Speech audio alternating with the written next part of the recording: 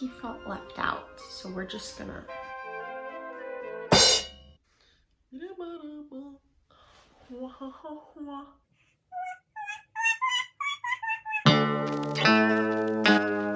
Howdy friends, my name is Kat and welcome back to my channel. Today we are going to be going on part 2 of our Twisted Tales journey. I will be taking you through the story and giving you a little bit behind the painting process as well. First, we will be looking at one of those pieces that is really more of a legend or myth in that sort of area. Maybe it was like 16 or 17. I don't know. Disclaimer, the next story is actually mythology, Greek mythology to be specific, but I borrowed it for this concentration. The Hydra. Now, the Hydra was said to be a freshwater serpent born to Echidna and Typhon, also known as the mother and father of monsters. Echidna is described as a half-woman, half-snake, and Typhon is described as a great beast with hundreds of dragon's heads, basically the hybrid titan manifestation of volcanic eruption. So these two cuties had it right off and have lots of kitties. Gorgon, Cerberus, Chimera, Sphinx, the Nemean lion, Orthos, Ladon, and Hydra. Now, the Hydra stars in the second labor of Hercules and is most famous for its resilience in the sense that every time a head was cut off, 2 new ones would grow. Hercules finally succeeds when he instructs his nephew, Iolaus, to cauterize the stumps before the heads could grow back. We also have Beauty and the Horns. Little bit of sunshine.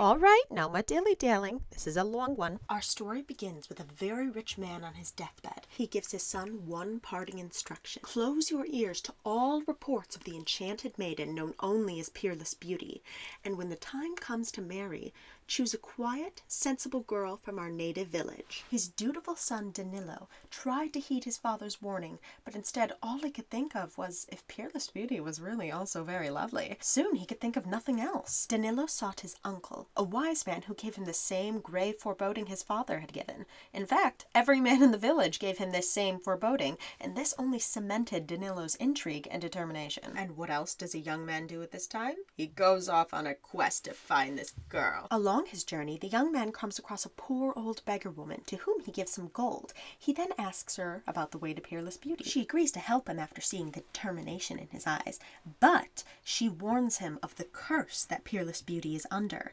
This curse makes her cruel, wicked, and tricksy. She will do anything and use her wiles to get what she wants. Hilarious that that's actually the curse. Moving on. He's able to get to the castle, and he's able to get inside because he's got gold. And the guards tell him that if he puts some gold on the table, Peerless Beauty might, condescend to come out and, let him see part of her. And so she does. She lets him see a single finger. But, it's a really good-looking finger. Soon he squanders his entire fortune looking to get a glimpse of Peerless Beauty. While wandering through the forest one day, he comes across 2 large grapevines, a red vine and a white vine. When eating from the red vines, he discovers that he grows enormous horns, and when eating from the white grapes, he realizes that the horns fall off.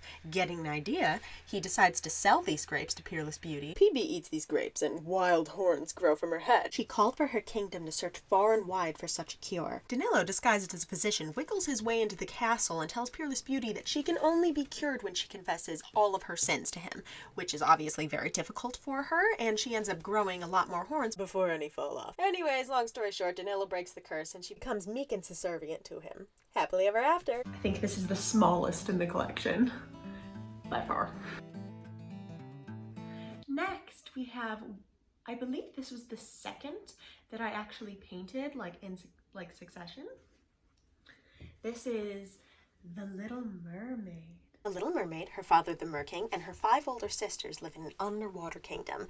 As each mermaid comes to the age of 15, they are allowed to swim to the surface for the first time and glimpse the surface world. On the Little Mermaid's 15th birthday, she eagerly rises to the surface and witnesses a grand birthday celebration held in honor of a handsome prince on a nearby ship, and she immediately falls in love. When a violent storm sinks the ship, she rushes to save her prince. She leaves him at a nearby temple, waiting until a young woman from the temple finds him. him. The prince fails to notice the Little Mermaid, to her own dismay. Distraught, she asks her grandmother if humans can live forever, who explains that humans don't live nearly as long as a mermaid's 300 years, but instead of turning into sea foam and ceasing to exist when they die, humans have an eternal soul that lives on. Desperately longing for both the prince and an eternal soul, she seeks the Sea Witch. The Sea Witch agrees to sell the Little Mermaid a potion which will give her legs in exchange for her tongue and enchanting voice. If the Little Mermaid accepts, she may never return to the ocean. However, she will have 2 human legs and be an exceptionally mesmerizing dancer, but at the price of excruciating and unrelenting pain. In addition, the mermaid will only obtain a soul if she wins the prince's heart and marries him, as that would join their souls as one. Otherwise, if she fails and the prince marries someone else, by the dawn of the next day she will die from a broken heart and dissolve amongst the sea foam. So of course she takes the potion anyway, and she does end up meeting the prince. He finds her on the beach and is immediately taken with her beauty. Even without her voice, she becomes one of the prince's most favorite traveling companions. He loves to watch her dance, even though it feels like she's walking on knives. The prince declares he can only love and marry the woman who saved him, but he believes the woman who saved him is the woman from the temple, which unfortunately happens to be a woman who's actually the princess of the nearby kingdom, so they get married, and the Little Mermaid's heart breaks. They leave her high and dry, and the Little Mermaid thinks all hope is lost, but suddenly her sisters pop out of the water with a dagger from the Sea Witch, saying that if she kills the prince and, bathes in his blood, she'll be able to return with her family. However, the Little Mermaid's heart is pure and she can't do that. So instead she stabs herself and throws herself in the ocean. Doing this, she becomes a daughter of the air and is given the chance to earn her soul by doing good deeds for the next 300 years. And this is one of my favorites. I believe this was the 4th one that I painted. This is Mary's Child. A poor husband and wife can no longer afford to feed their young daughter, so the Virgin Mary, or some versions downplay the religious aspect, which is what we are going to go with, so the Fairy Queen appears to the couple and offers to raise their daughter for them. Fairy Lady Queen leaves on a journey one day and gives the girl keys, telling her that she can open the first 12 doors, but not the 13th. After exploring the first 12, curiosity leads her to open the 13th, and behind the door is a forbidden artifact that stains her fingertips with gold. In the religious version, she touches the Holy Trinity. She tries to hide her golden finger, but after denying her disobedience to her adoptive fairy mother 3 times, she is banished from the fairy world, heaven, place. The girl wakes up mute in the forest. She lives as a forest dweller in misery, lamenting her fate, until one day a king came upon her and found her beauty incomparable. So he married her and took her back to his kingdom. A year passed and she bore a son. The fairy returned and demanded that she confess to opening the 13th door.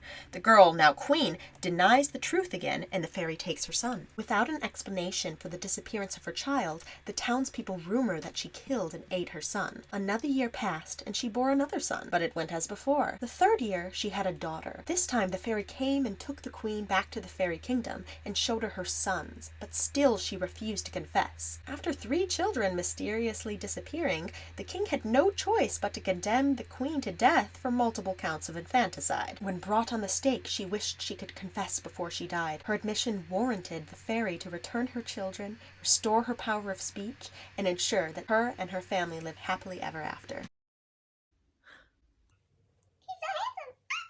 Alrighty, Roo. Well, thank you so much for watching. I hope you enjoyed today's video. There will be another Twisted Tales coming out next week. Also, there will be a makeup tutorial coming out later this week on the current look I am wearing. So subscribe, like, let me know if you are excited for that part 3. It's coming either way. I appreciate you. Toodles!